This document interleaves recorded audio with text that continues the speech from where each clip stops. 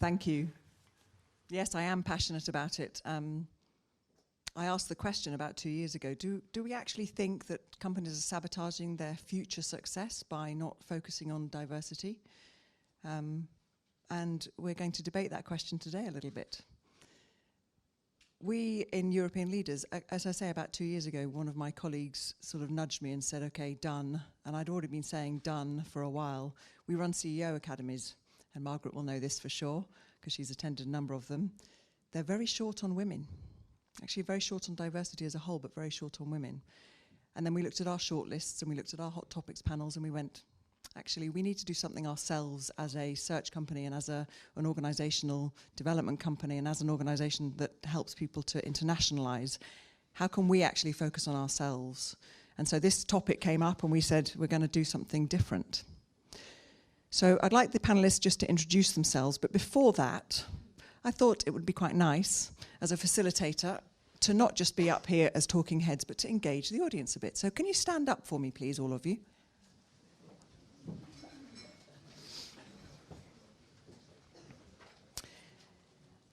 And can you stay standing if diversity, and specifically gender diversity, is a strategic imperative in your business?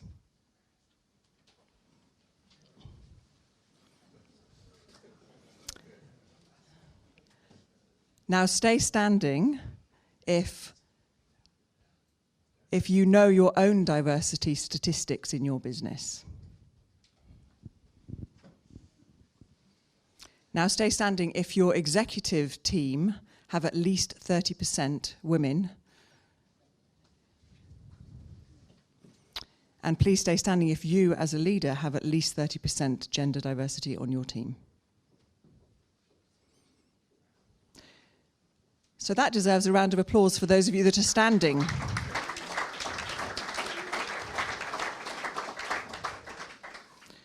So you can see that we might be saying this is sorted and it's not a problem anymore, but actually we can see by some of the statistics of what's really genuinely happening in businesses that we may still have a little way to go.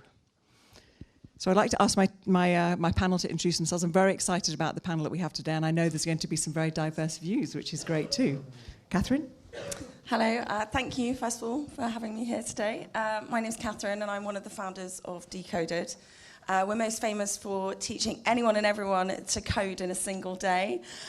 We also teach people data visualization, cybersecurity, accelerated learning, both online and face-to-face.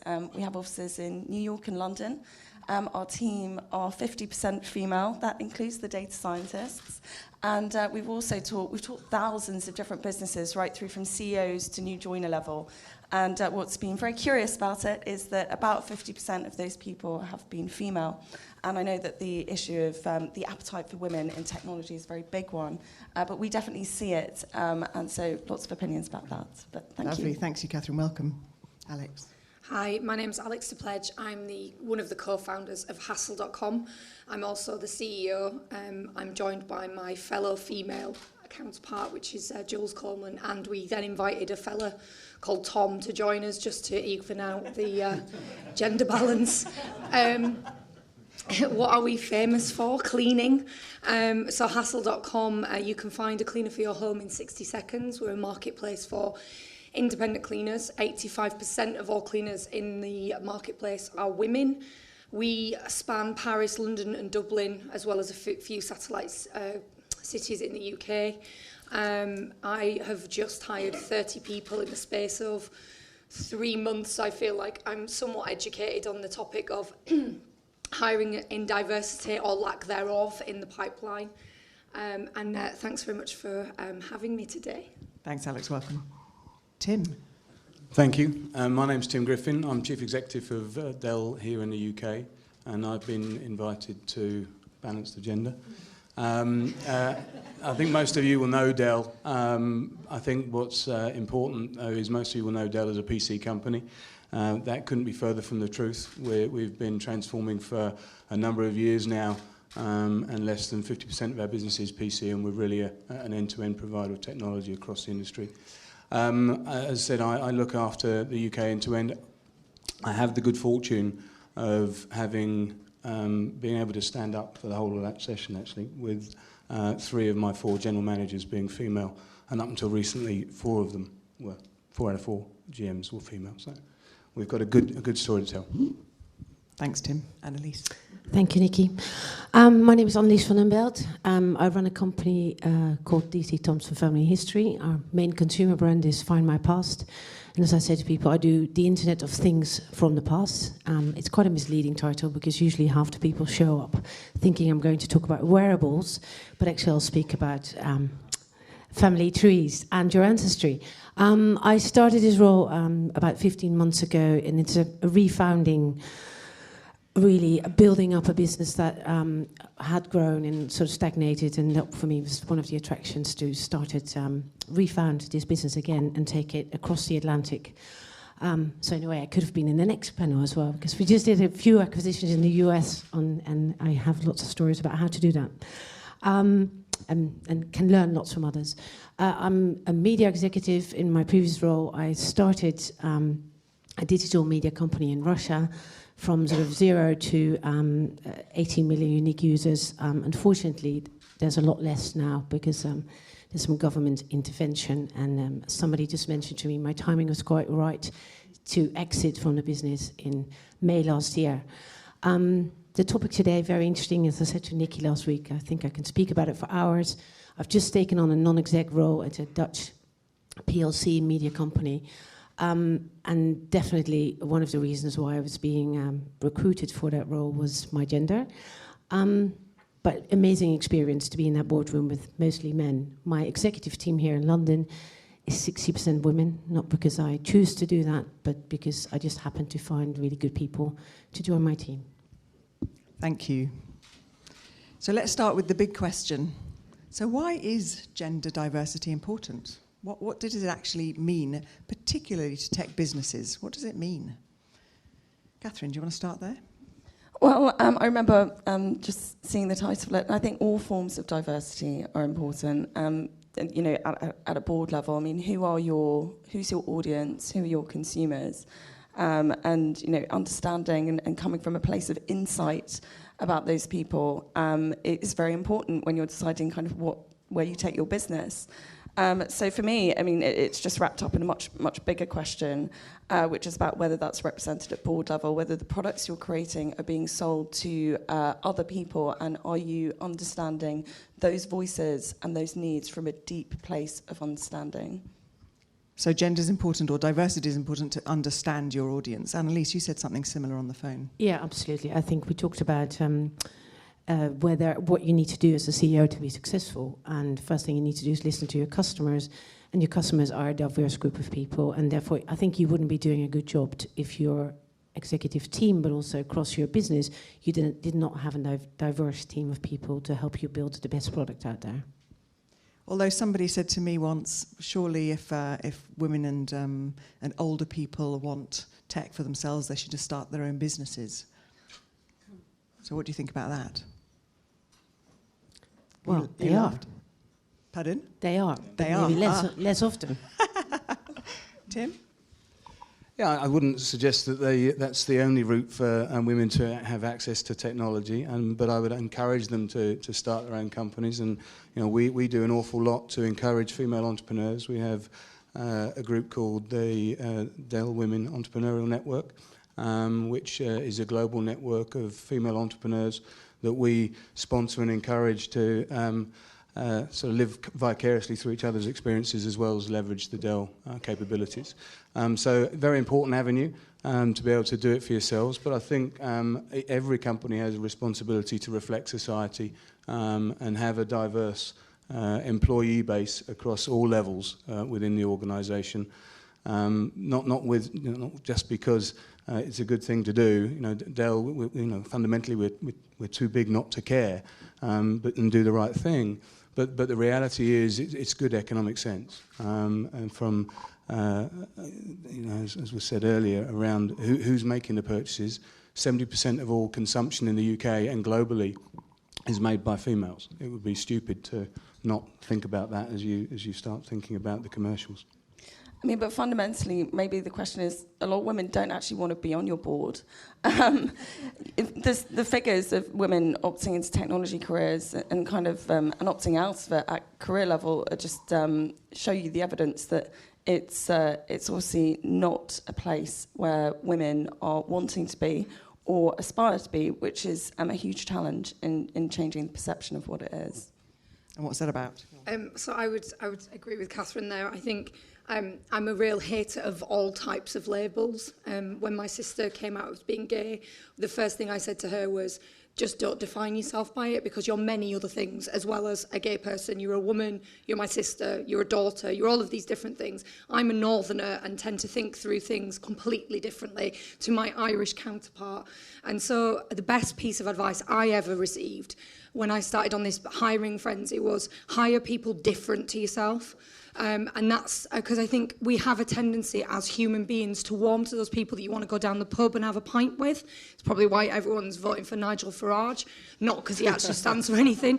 And so I think it's not, for me, it's not a question of diversity. It's actually a question of difference and bringing differing opinions and different perspectives and different viewpoints to the table. And particularly in my business, that's incredibly important because the vast majority of cleaners in London are not from this country. They're from Eastern Europe, or they're from Africa, or they're from France and Spain. And so all of those guys approach work in a very different way. So when you're trying to build a technology product which is scalable, you tend to build for the majority. And unfortunately for us, every single example is an edge case. So we're constantly thinking about this in those terms. And so, as Catherine said, it's why don't women want to be there? And I'll just finish off by saying this. I think it's not a question of women in boards and women in positions of seniority. It's actually a question of childcare.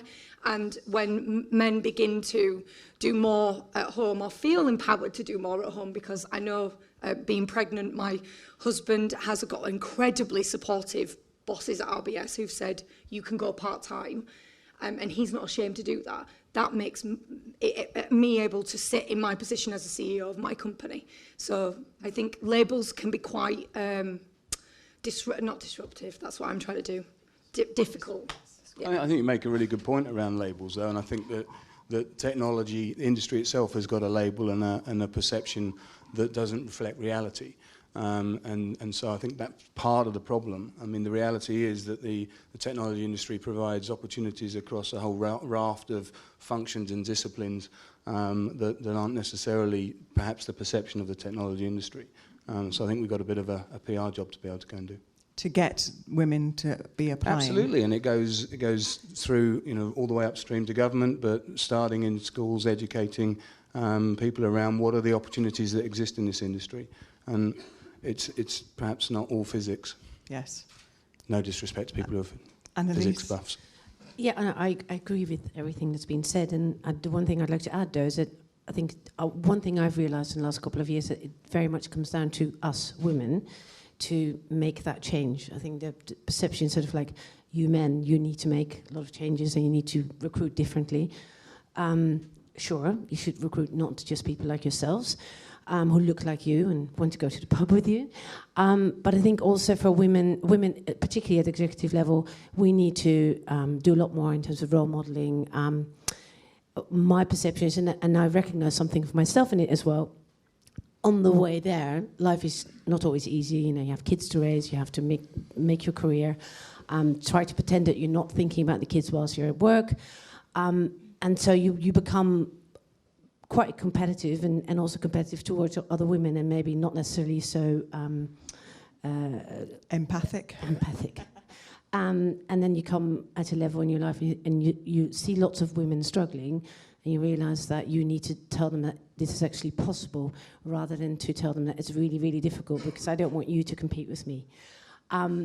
So I've been doing quite a lot recently. We started a fund with 50 women to invest in 10 businesses now, female businesses in the Netherlands.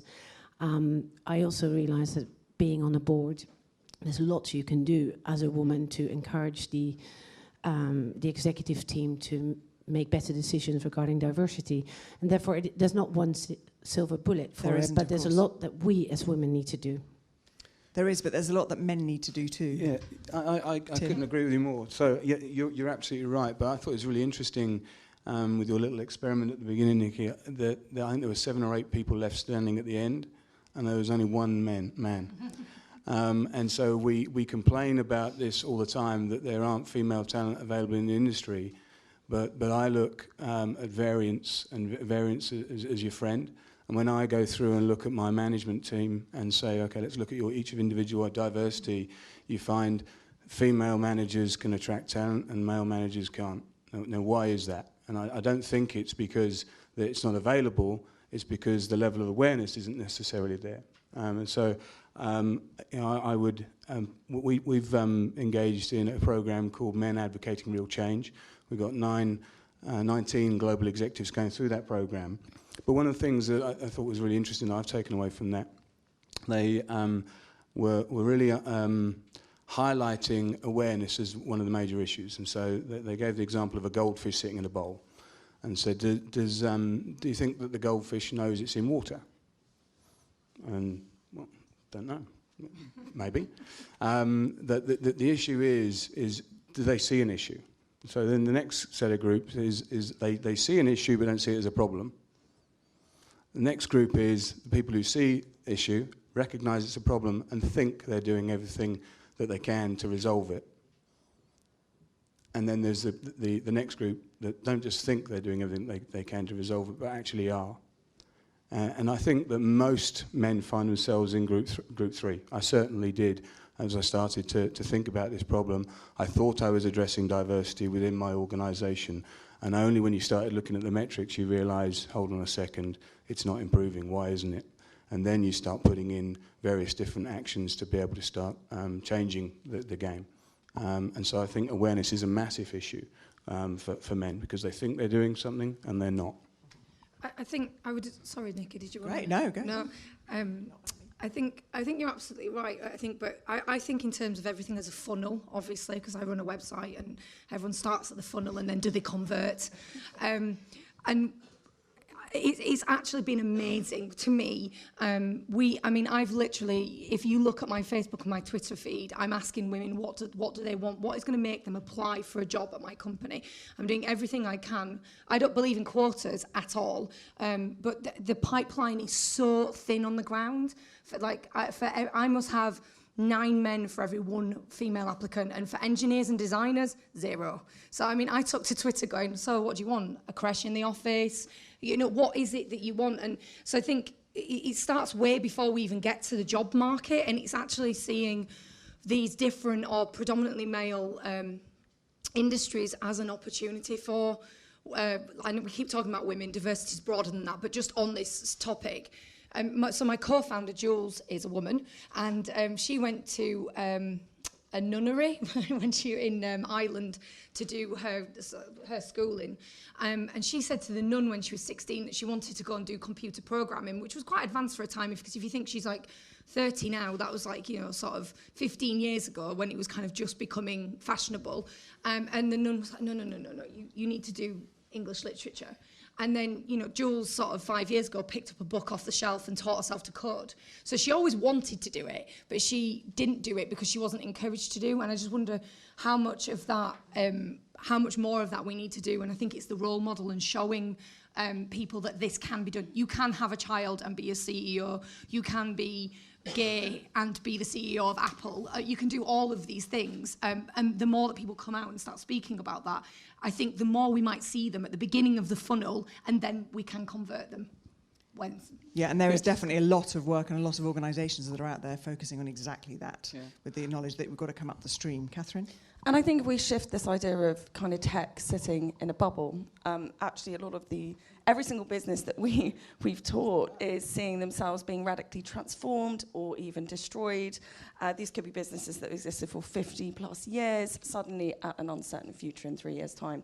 So what are they all looking for? So we looked at some of the kind of most highly sought after roles within some of the big businesses that we're working with. And yes, it was kind of deep technology skills, but it was just digital kind of literacy and confidence. And then actually the issue of kind of women opting into and out of technology becomes actually quite serious because you can put a price tag next to it. These are some of the most highly sought after roles in every single industry, whether you're going to advertising or technology.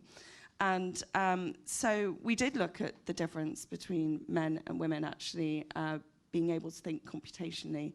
And because there was I certainly got introduced in many, many conferences as, women's brains don't work that way. And it is a phrase that I've heard pretty much every week for the last 2 years. So I thought, is there any truth in this? And surprise, surprise, there's not, actually, because it's called solving problems. And, maybe a bit of persistence thrown in and, all of that stuff. But actually, the difference was the confidence. And the women were registering anywhere between 20 to 30% less confident that they would succeed at the task.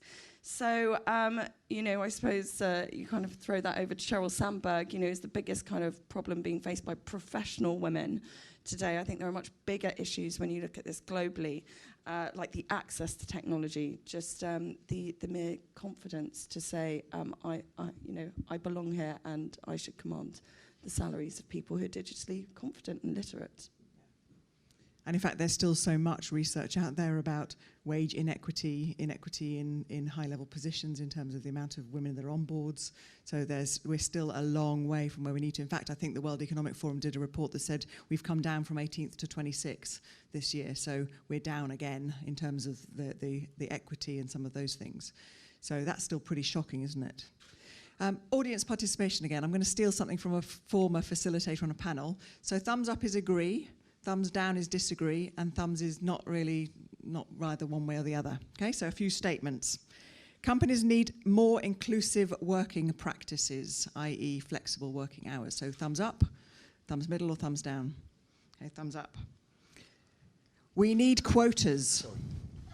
We need quotas. Thumbs up, thumbs middle, thumbs down. Okay, thumbs down. And in fact, the 30% Club, who we're doing some work with, are talking about we need policy, not quotas. So that's an interesting... women need to take responsibility for themselves rather than expect others to do it for them. Thumbs up, thumbs middle, thumbs down. Okay, some sort of mixed thumbs there. I don't think we should focus on it anymore. We're done. Let's just crack on with being high performers. Thumbs up, thumbs middle, thumbs down. There's some thumbs up in the audiences as well as thumbs down. What about I believe that women are going to make a difference in the workplace to performance, to the financial performance of my business. Thumbs up, thumbs middle, thumbs down. Okay, again, statistics by Credit Suisse over the last couple of weeks. About 36% increase in market capitalization in organizations that have 1 to 3 women on a 10-person board. So in other words, 10 to 30%. So financials say absolutely. So there's some input for you. What about that little lot? I just think it's very curious. This is a very male audience, sorry. And having spoken at quite a few things and, being part of the tech scene for, really years now, it's changed. And I was just at a conference that you were speaking at, Alex, the Growth Hacking Conference in East London. And if I'm really honest, when I turned up, I kind of felt like, this is going to be one of those conferences where it is predominantly male, and it wasn't. And that is a real change from, 3-4 years ago. I'm presuming that a lot of people in this room are potentially investors and or involved in that world. And what is happening at the grassroots is absolutely changing. Women are opting into the possibility and actually launching their own technology companies. So maybe when it becomes a bit of a financial imperative, as in, the idea that actually could change the world is coming to you and it has a female founder, maybe how are you going to interact with that person? And actually, what are they going to see on the other side of things? Because they're the one in control. They're the one who's going to choose the investment and the investor that they go with. They want someone, they don't want to see a company full of men, frankly. So women are going to choose to join the organisations where they see it. And actually, that's one of the questions that Credit Suite asked is, do women create better companies, or do women get attracted to better companies, or do better companies attract women? So it's the sort of question of the causality of that. Tim? Yeah, I think it comes almost back to that question of quota. And I saw most people saying, no, we shouldn't have a quota. I've been through this with my own team. And the reality is I'm saying, no, I'm not putting a formal quota in, but we've got to get better. So QED, your quota is where you are today and get north of that. So by definition, there is a quota in there. So I've been trying to get my team to start thinking about it in the context of building effective teams, because the argument of it's I'm just going to hire the best person at the job is the trump card that everyone tries to play. But the reality is, a team isn't made up of the best player every time.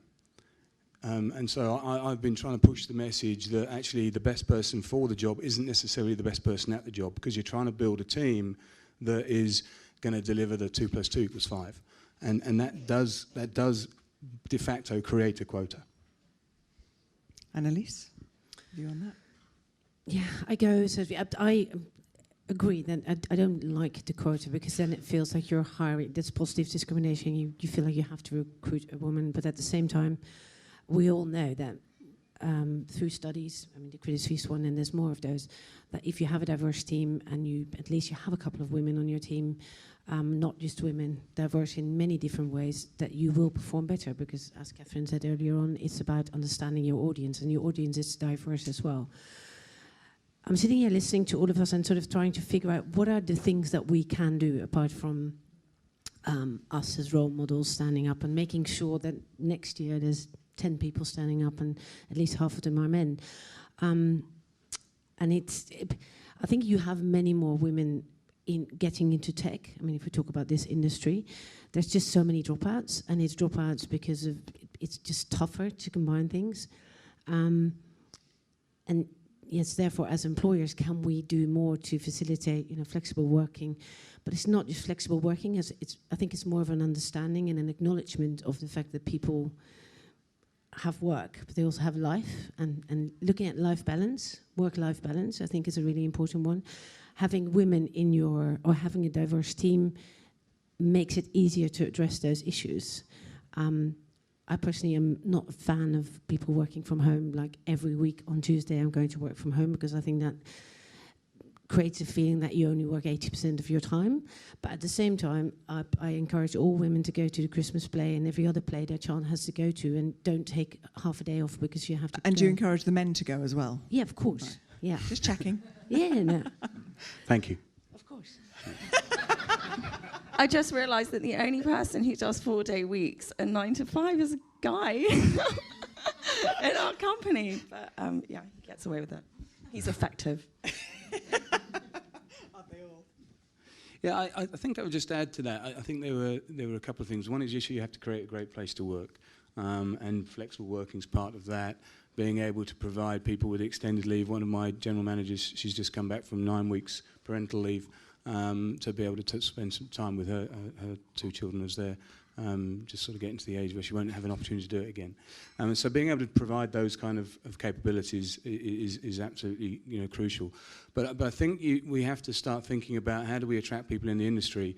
And to Alex's point about the funnel, in sales you actually try and fill the funnel. And so when you said your partner went to a nunnery, I thought it was part of the recruitment policy. but you do have to go and look in some unusual places to find some interesting talent. And I think we don't have to just think about them as schools, but you can start thinking about them in other industries and how you bring in people who are very talented into the industry, not just trying to assume someone's a technology person from year dot. Skills are transferable. I completely agree. In fact, actually, when I was talking to Nikki on the phone the other day, I got a lot of stick at the beginning of hiring the team that is now my company, because I wasn't bothered about what university they'd gone to or what degree that they had or even what experience they had on their CV, because I'd previously been at a company called Accenture. And when we used to hire at Accenture, we used to have, obviously, a great volume of CVs, and so we'd whittle that down because you had to have a 2-1 or above from a top, red brick university, and you had to do all of these things. And everyone else that didn't have those qualifications just kind of got dismissed.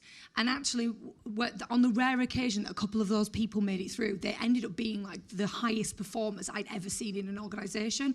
So I took this to heart and started to hire, renegades, basically. And so my entire team is completely different. And when you first look at it on paper, it doesn't look like it should work. I have an Italian that runs our operation. Oh no! I know. I got one of those. But he's very culturally Italian, and at first everyone was like, "Ooh, we can't get on with him." But actually now he's really brought out the best in everybody. We've got someone sitting on their management team that hasn't been to university. It's just things like this. I agree. You look under stones and you find gems. And so I think it's actually a completely different thought process and approach, can really generate some interesting characters for your companies that really help you flourish. Particularly in a scrappy environment that we're in, when you're just getting started and you're racing for market share and you're racing for growth. You have to do things differently.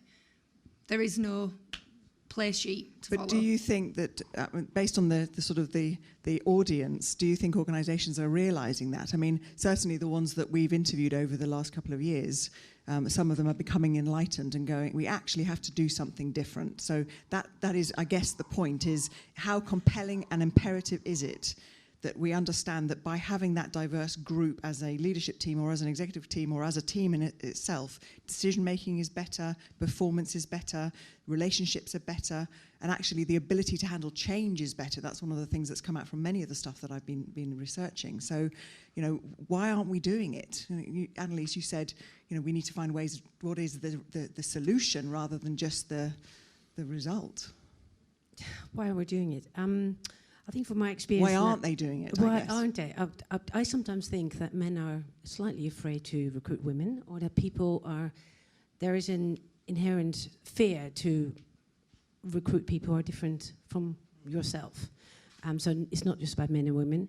Well, so many organisations are doing unconscious bias training for exactly that reason. Yeah. And by the way, that's why we focus on gender, because we also believe you focus on gender, you focus on the rest anyway, because you're creating education and awareness around difference being important.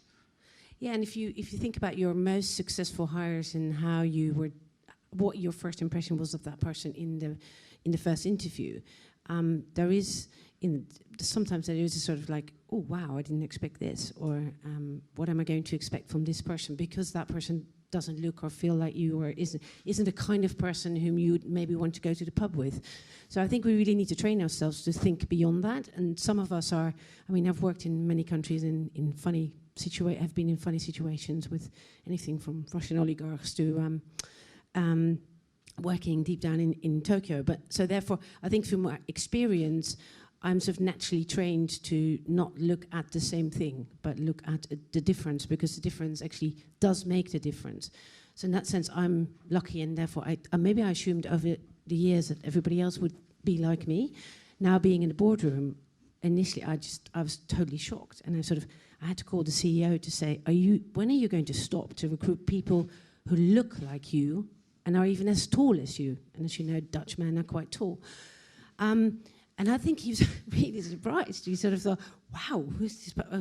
And I could sort of hear him think, this is why we shouldn't have women in boardroom. But then I did sort of this study saying you'll be more successful, and then the answer was, yeah, but it's very difficult to find them. They all stop working, and I'm like, okay, well, let's make sure that you meet some people, diverse people, and I'll introduce you to some people, and make sure you come out of your office and start to look around you. Use your senses. understand what's going on in society. And like I said, it's come so natural to me because I can't think of anything else. But we need to be aware of those people to whom it doesn't come naturally and how we can help them. Yeah, I mean, I think to your point about is this an imperative? I think the facts speak for themselves. If you want to win, you better solve for this problem. Yeah. But I think there's a sort of a fundamental human truth, which is there's a difference between knowing and doing, and all of us revert to type under pressure. And particularly pressure from shareholders. Absolutely, and fundamentally, the vast majority of people in British business at the higher level are men, and when we under pressure, we revert to type. So unless you raise awareness and encourage people to start actually making a conscious change, they will unconsciously revert to type. And that's why you've got a difference between knowing I have to do this to be successful and doing it. Yes. And so you've got to find ways of mechanically doing it. I think to your point about getting out more is a good start. We run a group called WISE, which is Women in Search of Excellence. There's 6,000 members of that across the Dell community. And certainly when I was early in my Dell career, I joined that group because it was a fantastic way of finding female talent. And it was fairly unusual at the time that I was a member of that group, but there's now 17% of that group is men. And we try and encourage that as much as we can. That's great, thank you. One of the questions you mentioned was that got quite a mixed response actually from the crowd, was about whether you should actively help women to get ahead. And I mean, I'm actually quite a passionate believer, quotes aside, of yes.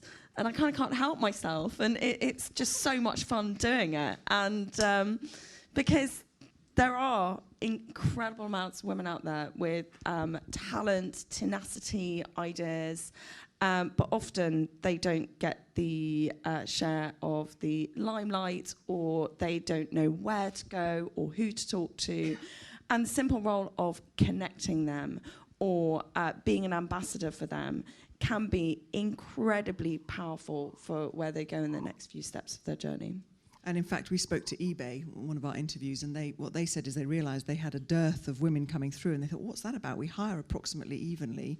And then they realised that what was happening was that the classic Sheryl Sandberg thing, if women don't think they can do, if they can do 6 out of the 10, they say, oh, no, I can't do that then. If men have 6 out of the 10, oh, yes, I can definitely do that. I'm sure you don't know yourselves in that response. So what eBay did is they said to the management population, it is incumbent on you for every promotion that is out there that the women that are on your team that you've already identified as high potentials or high talent or high performers must be encouraged to go for it. That's all they did. They didn't change any of the other recruitment specifications, just make sure that women go for the roles, even if their confidence level isn't where it needs to be. And of course, what happened is they've opened the floodgates, and now eBay have got a great flow of women actually coming through. So it's tiny things that organisations need to be doing that are just, it is about women themselves. It is also about men and the biases, and women and the biases. Let's face it, it's not just men and the biases, and it's also about the organisational policies that need to happen to make sure that we get the women coming through to those organisations. Alex? I was just going to echo Catherine's point around really becoming a voice and a champion for women. I've definitely been championed by some incredible, amazing women. But I think, Annalise, you make a really good point around women being competitive with each other, because I've also been trampled on by quite a few women as well. We, for some reason, are very afraid of each other, and we don't kind of want to promote and see other people being successful. And so what I do and what I try and advise is that you kind of you get out of the way. Actually, I think the kind of one of the biggest telling signs of a true leader is someone who actually their team speaks for them. So you see them, the team coming up and advancing and getting on. And so I'm lucky in the sense that I have quite a lot of women in management positions in the company, and nothing pleases me more than when they're out speaking, or when they've done a great job or they've hit their targets, and it's really fulfilling. So I think, it starts with each person, doesn't it? Yes, like, all we need is one, you to champion one other person, and that person then therefore feels they have a voice and they feel empowered. And they have that little bit more a little bit more confidence. So, I would agree with both these ladies. We just need to be a little bit less competitive with each other and So more so with everyone else. Just to let Annalise finish that, and then while Annalise is answering that or answering to that, have a think about some questions that you might have for this panel. Annalise. Yeah, I just want to add, I think you need to start quite early. I've got a young, not so young daughter anymore, and I see her and her girlfriends, and it's quite striking how they start to behave in a way which they think society wants them to behave. And my son just started engineering, and I obviously asked him here at university, and I asked him how many girls, and he said, well, 110, out of the 110, 5.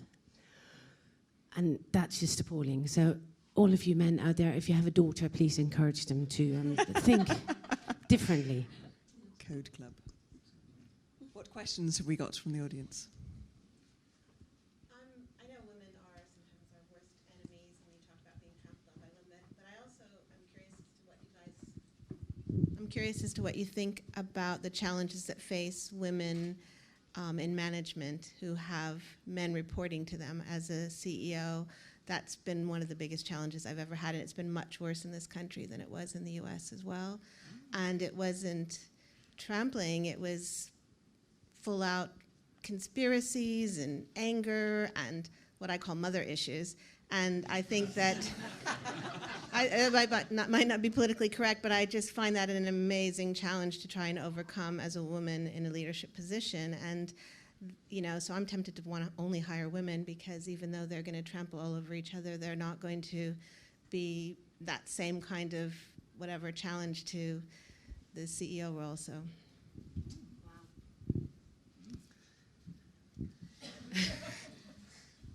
It's not why I only have 40% of men in my management team. Yeah, but I've worked in different countries. I don't think it's a typical English thing. Having worked in Russia, no, I'd say not. Yeah, it's only after a while there that I asked my co-founder, who's a woman, do you think these men find it quite difficult to work for us? And she's like, no, they find it quite good fun. They have strong mothers, so they're used to it. I think it's, you definitely, once you've had an experience, and I'm sure we as women in leading positions have had the experience of some men who find it is more difficult to work for a woman, so it's one of the things that you look after when you interview them, and you're just more aware. I'm not sure how to change them. I know how, the things that I need to be aware of. I think, so I've got 4 male reports and 2 female reports. And the only thing I've really struggled with those guys, and I hope they're not watching the live stream now, boys, get back to work, is getting them to coach their teams. It's not something that that comes naturally to them. And I'm quite big on people development, so I think everyone should have some face-to-face time and feedback time. And that was a real that was like pulling teeth at one point. I had to sit one guy in a room with one of his direct reports and say, you're not allowed to leave until you've had an open conversation. And they didn't understand the value in it. I've never really been challenged by them. I'm not sure why that is. Or the girls. Maybe that's Can't really imagine. bad. I mean, it's very interesting. I mean, it's got me decoded kind of higher on 3 factors, which is, people's kind of IQ, their technical skills, but also their kind of EQ is very important, because we're working with the 95% of the rest of the world who don't feel like they're part of technology. So, they could actually be the CEO, believe it or not, of a technology company. So they can be very scared. And so having that kind of empathetic skill is very important. So when I actually think about the way that we treat each other, it's a very, very respectful environment, just generally speaking, and very flat as well, not very hierarchical. So even though there could be, 75, 80 people in London, I certainly don't feel like I've got kind of, 40 guys kind of reporting into me. It's trust people to kind of make their own decisions. But I think it's just about being respectful in the workplace and presenting that dynamic. And ultimately, if you're the boss and someone's not being very respectful to you, they're only going in one way. But actually, it also speaks to that diverse team, actually, because sometimes the team will self-manage much more. If you've got the diversity in the team, it'll self-manage, is my experience. Thank you. Hi, I'm Pietro Strada. Let me try to be a little bit controversial. And it's hard to disagree with the diversity argument. But I was just reading recently a book called From Zero to One by Peter Thiel. I don't know if you guys read it. Chapter 10, The Workings of Mafia. And it's striking what he says there. He says, first of all, recruit people similar to you. Secondly, forget about work-life balance, literally. Third, you look at the PayPal mafia, which is, if not the most successful group of entrepreneurs ever to exist on Earth, it's all men, as far as I know, at least. You know, Elon Musk, Hoffman Reed, and all these guys. So how do you reconcile it? Because when you start a business, you need to make the most out of every penny, every dollar, every pound that you raise. And his arguments, again, Peter Thiel's arguments, not mine necessarily, go about making the most out of it. Is diversity then a luxury? How do you reconcile it with that? Because it's interesting to see how that argument contrasts. Well, he also says another thing, that women are much more interested in creating the perfect organization where everything runs smoothly, and men prefer more chaos and think about the processes later, which I've used in my senior management team quite a lot since then. Because I thought, I don't want to be the processing person who wants to have the cleanest office in the street, but no growth. He likes to be controversial, and they were founding a business in times when it was less competitive, and they were unique and successful. I don't think that should be the template for everything. Some interesting points in the book, though. I'm totally guilty of having a team that is identical, but they're not identical in gender. They're identical in how they operate and how they work and how they think. Yep, well said. Also, there's something really worrying there in the fact that the idea that work-life balance is at odds with working hard, and that women can't work hard, and that they don't burn or actually push themselves as hard as guys. And I think that does become a real issue when people start talking about, well, women don't dream as big, or they don't have as big visions, or they don't have as big companies, and within them, or that they're going to hit this ceiling. That is not a gender thing. I agree, you need to work really hard when you're starting a business, and you do need to be really focused, and you probably need to have some kind of, unity in that focus. It's not a gender issue, and if you're working from home one day a week, you can still be working bloody hard, if not harder. I think I was thinking really hard about what I was going to say on this panel because I don't like labels. And the one thing that's really struck me about hiring people is every single person that I've hired is very diverse, in whether it be gender, colour, sexuality, whatever. But they all share a common culture, because that's what you're building within an organisation. And so for me, culture trumps everything. And the one thing that I found to be the most important job that I have is to sell the vision. Because actually money doesn't really matter to a lot of people, to most people actually. And Peter Thiel is right, you do not have a life. Most of my company doesn't have a life right now. The life is the company, and hopefully that balance will right itself in a few years if we are successful. But actually the vision trumps all of that. They're happy to work because they believe where we're going. And if you lose that, you lose the ability to kind of drive a company as hard, but you also lose the culture with it, whether they're diverse or not. Tim? Yeah, I think the first thing I'd say is that I think that when there's a common purpose, often in startup, it's a lot easier to have everybody aligned and just charge hard. I think one of the challenges is scale, and so it might be worth just sharing, an experience that we had at Dell. So we're 30 years old this year, and about 10, 15 years ago, we'd hit a $30 billion ceiling, and had been for a considerable amount of time. And really the company was built on the backs of people being very, very aligned around our PC business, around driving growth and sharing in the success of the company with stock and everything else. So a lot of Dellionaires in the early days.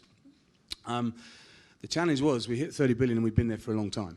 And Michael, as is his want, wants to dissect, well, what's the root cause of this? What are the other companies doing? How is it that we get to the next level? And the research came back from the consultancy that you got to go and change your whole people agenda.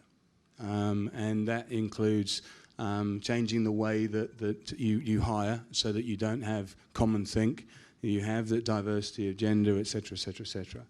And again, classic Michael, this is the way we're going to go and do it. This is how we're going to measure it. This is how we're going to reward it. And so we run a survey every year for all of our employees. 40% of my at-risk bonus is tied to that particular output metric of our team. And we pop from 30 to 60 billion over the next 5 years. So, I think that there is a need for diversity as you scale, but I can understand why that particular individual saying, let's get everyone aligned as we go for the first hill. And I really appreciate the question. Thank you very much.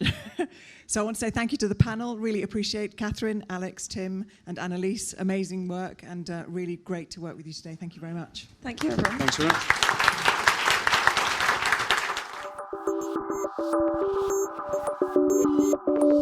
much.